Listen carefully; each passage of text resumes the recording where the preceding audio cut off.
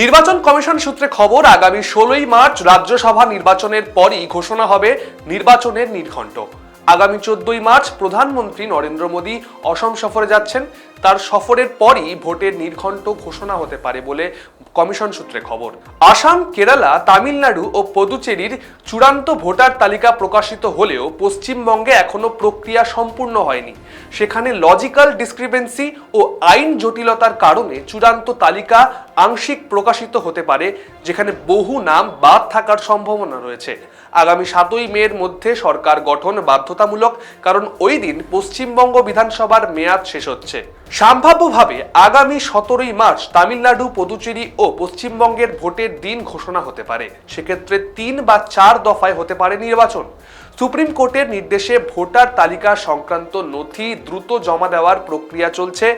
ইতিমধ্যে প্রায় 500 কোম্পানির বাহিনীও এসে গেছে। আপাতত আগামী শনিবার চূড়ান্ত ভোটার তালিকা প্রকাশের দিকে তাকিয়ে গোটা রাজনৈতিক মহল।